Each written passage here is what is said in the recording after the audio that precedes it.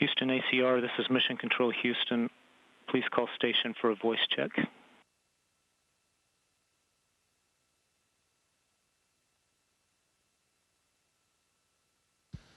Houston ACR, station has you loud and clear.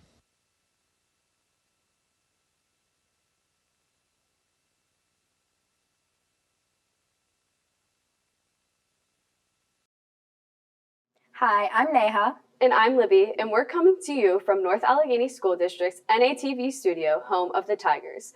North Allegheny is a public school district with approximately 8,550 students located 12 miles north of Pittsburgh. Our school colors are black and gold, just like the sports teams that Pittsburgh is well known for. We are the proud alma mater of astronaut Woody Hoburg, who is the pilot of NASA's SpaceX Crew 6 mission and is currently aboard the International Space Station. And now, on to our first question. Hi, my name is Tegan. I was wondering what your favorite and least favorite part of space is. Well, hi, Tegan. Thanks for that question. And before I answer, I just want to say on behalf of the Expedition 69 crew, welcome aboard the International Space Station, and I'm so thrilled to get to talk with NA today. Tegan, it's a great question. I love being in space, and I think my favorite part's the variety. We are always working on something different. Every day is different, brings new challenges, and that just makes it really exciting and fun. And I guess my least favorite part is it's going by so fast. I'm almost 2 months in now to my mission, and it feels like just yesterday that I arrived here. So I know it's gonna end too quickly. Hi, my name is Kay, and I'm wondering, what does microgravity feel like, and how have you adjusted to it? Well, it's a lot of fun. We actually have lots of gravity up here, but everything is falling. The space station is falling, I'm falling, and so yes, everything floats. And that's a really fun feeling. It's interesting. There's kind of no up or down since every orientation feels the same. I can flip around and do work from multiple angles. And one of the interesting things with that is we have handrails all over the space station, like this one that I'm grabbing right here, but we actually use the handrails almost more for our feet than for our hands. So right now, I'm controlling myself with my feet in a handrail, and my hands are free to do work.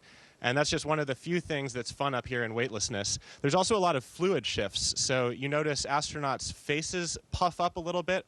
That's associated with the fluid shifting because it doesn't have that natural gravitational distribution of pressure in the body. So lots of changes in the body happen as well up here in microgravity. And it's just amazing watching the body adapt to that. Hi, my name is Ria. I was wondering, when did you decide that you want to be an astronaut? Well, hi, Ria. When I was your age, I thought being an astronaut would be the coolest job in the world. And the only thing was, I just didn't really know how to do that or how to get there. I do want to offer you guys a little bit of advice on this.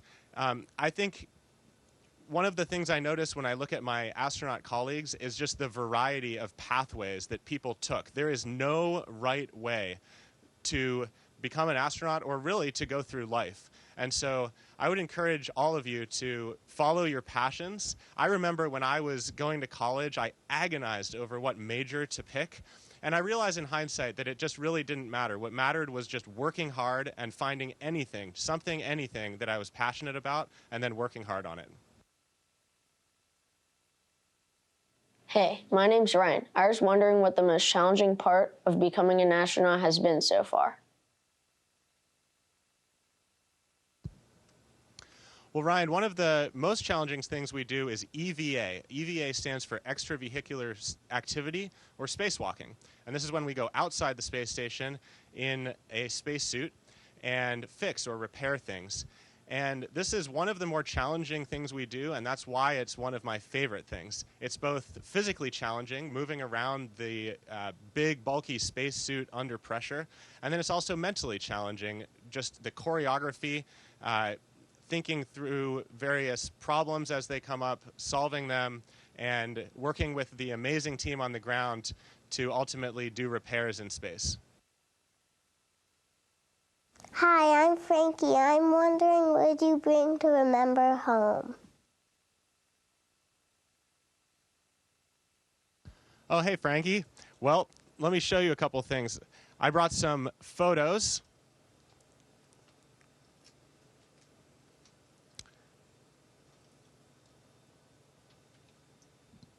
Brought some photos from home.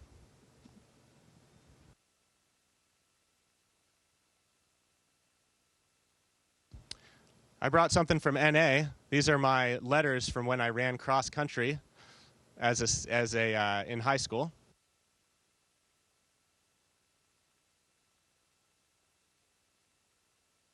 And one more thing I brought a terrible towel.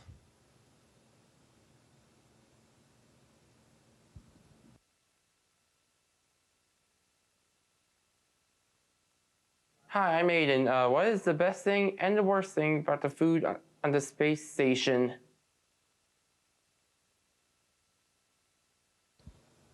Hey, Aiden. Well, I actually also brought some show and tell food. So the food up here is actually really good. We have an amazing food lab at Johnson Space Center, and they use the food not only to give us delicious meals, but also for scientific studies. So I'm actually involved in a scientific study while I'm up here. I'm eating a little more fish than usual and some other nutrients, and we're looking at how that affects my body's adaptation to this environment. The food's really good. Here's an example of one type of food. This is just food in a pouch. This one is vegetable casserole. And we have a food warmer. We heat this up and then just eat the food out of the pouch. And then another style is rehydratable food. So this is broccoli au gratin, broccoli with cheese. And we inject hot water into this, so kind of like a backpacker meal. And you inject the hot water, let it sit for a little bit, and then it's rehydrated, and it's an absolutely delicious meal. Hi, my name is Louisa. What's the first thing you want to eat when you come home? Well, Louisa, it might sound surprising, but I'm going to say I want to eat a salad. It's actually amazing how much you crave fresh fruits and vegetables up here. We occasionally get those as a special treat when cargo vehicles come up and visit, but I would really look forward to eating some fresh vegetables when I get back. Hi, my name's Sunday, and I have a question for you. What is it like to fly the spacecraft? Well, it is amazing. We're going 17,500 miles an hour up here on the space station, so that's really fast. But when we do what we call rendezvous and docking with the space station to ultimately connect ourselves onto the International Space Station, the relative speeds are very small. So when we docked, we were moving about 3 inches every second. It's really not very fast. And flying the spacecraft is amazing. It's a highly automated vehicle, so we do send some commands to fly the vehicle, but for the most part, we actually keep it on basically an autopilot, kind of like an airplane. But also, much like flying an airplane, because it is so highly automated, it's a very complex system, and so we always need to stay a few steps ahead of what the automation is doing and be prepared to react in case anything goes wrong. And so one of my favorite parts of that is all the training, where we get to practice the scenarios that could come up and how we will respond and take over control. Hi, I'm Donald, and I was wondering, will you be doing any spacewalks during this mission? Hey, Donald. Yes, that's the plan. I'm very excited about it. So in June, it looks like I will be doing around 2, possibly 3 spacewalks to install some new solar arrays on the outside of the space station and upgrade a couple of our power channels. So that's going to be really fun. And then in other spacewalking news, actually this week, my colleagues Sultan Al-Nayati and Steve Bowen will be going outside for a spacewalk to get ready for those solar array installations and also to repair a failed antenna. And so we're actually right in the midst right now of getting them ready to go out the door this Friday. Hi, my name is Zoe.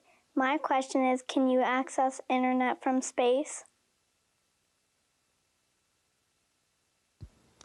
Hey Zoe, actually we can access the internet from space, so that's really amazing.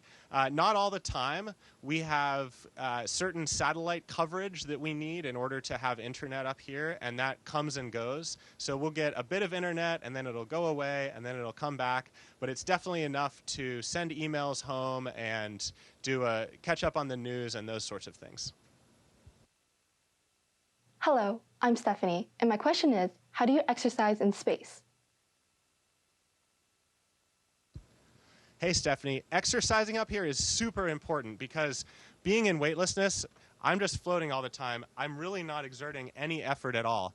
And so it's really important to give my muscles some work to prepare myself to come home. We do about 2 hours of exercise every day. About half of that is resistance exercise, so things like squats and deadlifts and bench press, where we're basically on a weightlifting machine. And that thing creates resistance using a vacuum system. It's actually a very clever mechanism that works up here on the ISS. And then the other thing we do is cardio exercise. So we have a bike and we have a treadmill. The treadmill is actually broken right now, so the other thing we do up here is we have to repair things. So we'll be repairing the treadmill soon, but for now we have that bike for cardio workouts. Hi, my name is Nicholas, and I was wondering, what is it like when the space station has to boost orbit or reposition while you are on board? Nicholas, that's a great question. So even though we're in the vacuum of space up here, the orbit of the International Space Station is constantly decaying ever so slightly over a period of weeks to months. And so we need these periodic reboosts to boost our orbit. And we strategically plan those so that we can avoid any incoming space junk that might be on its way to hit the space station. And to do these reboosts, we have thrusters. And because the space station is so massive, about 1 million pounds, that's the mass of the space station, the acceleration is very, very small when we do these reboosts. They take on the order of a few minutes, maybe 10 minutes, and we'll actually sometimes, for fun, we'll float as carefully as we can right in the middle of a module. I didn't do it very well just now, but we'll set up and float really still, and then when the reboost happens, we can actually see ourselves accelerating through the module. It's a very, very slow acceleration, but it's really fun to see that on reboost days. Hi, I'm Ruby, and I was just wondering, do you ever play pranks on each other while you're on the space station? Hey Ruby, I don't know about pranks, but we sure have a lot of fun up here. One of the things we've been doing lately is we have an ongoing chess match with mission control. So we make 1, 2, maybe 3 moves a day, and we go back and forth, and it's been a lot of fun. We've already completed 1 game, and we're actually on to our 2nd game now. Hi, I'm Aran, and I'm wondering, what's going through your head when you first see the rocket on launch day? That was such an amazing experience seeing our rocket. We actually launched at night about 2 in the morning, and seeing that rocket lit up on that beautiful launch pad, I will never forget what it looked like. I actually got to experience that twice because we had a launch scrub a couple minutes prior to launch on our first attempt. And both that night and then the night that we actually launched, I remember 2 things. Number 1, I remember feeling prepared. All of the training leading up to that point, I felt ready to go. And I was actually amazed how calm I felt all the way up to launch. And then the other emotion I felt was just this sense of adventure. There's a certain uncertainty about what the experience would be. There's just nothing can fully prepare you for climbing aboard a giant rocket and launching to space. And so I felt that sense of adventure and starting off on something brand new. Hi, I'm Shrikar, and I want to know what kind of research the crew is doing during this mission. That's a great question. We do a ton of research up here.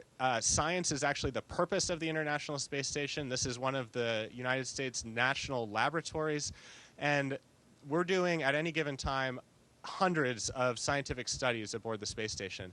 A few that have been interesting for me, I'm a test subject for a number of studies. One of those is this diet study where I'm eating more fish than usual and some other nutrients. and looking at how that affects my immune health and other changes in my body in weightlessness. Another study we've been doing is looking at things called tissue chips. We actually have some heart muscle cells up here, and we've been studying how they change in weightlessness. There are actually some disease processes that are known on Earth that are related to heart disease, and those processes happen faster up here.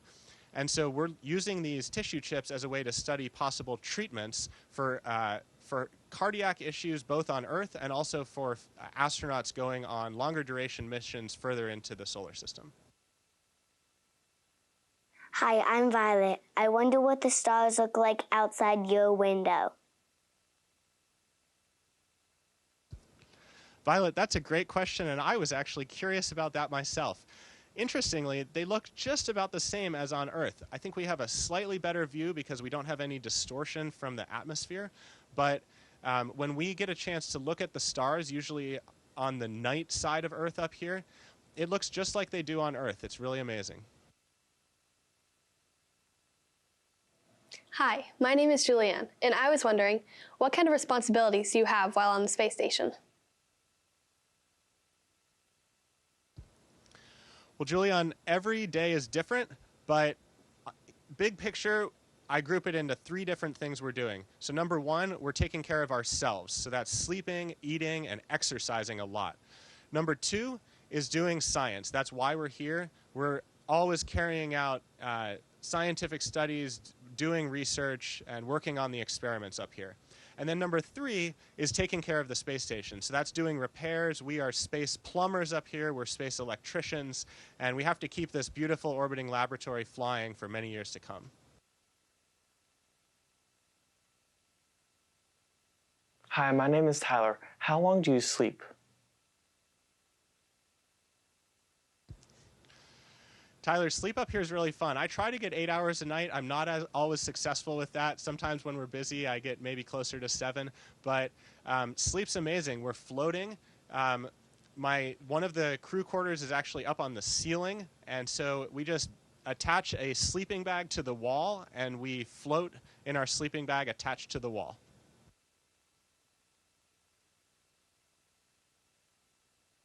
Hello, I'm Olivia, and I was wondering, how do you tell time on the space station?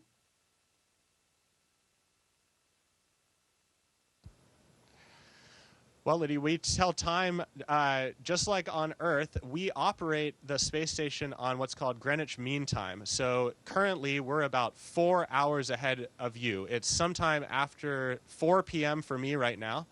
And we operate a 24-hour day. During that 24-hour day, we have 16 sunrises and 16 sunsets every day. But we work a 24-hour day just like a day on Earth.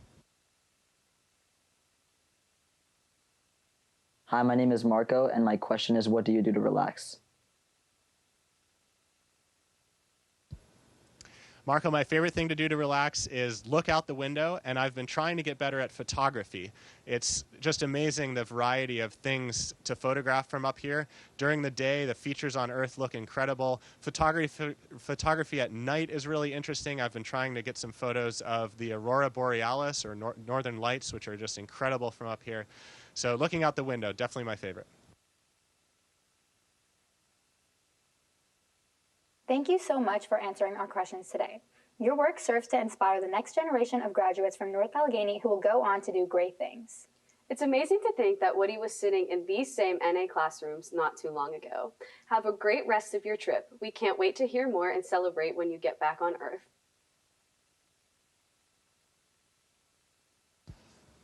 Well, thank you so much. It's such a pleasure to get to talk to NA today. You know, I don't think I realized it when I was sitting in your shoes, but I was just so fortunate to go to such a strong public school, and it really set me up for the rest of my engineering career and ultimately making it here aboard the International Space Station. So thanks so much, and it was such a treat to get to talk to NA today.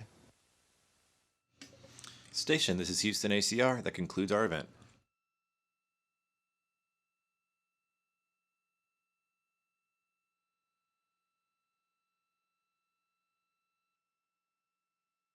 Station copies. Thanks, Mark.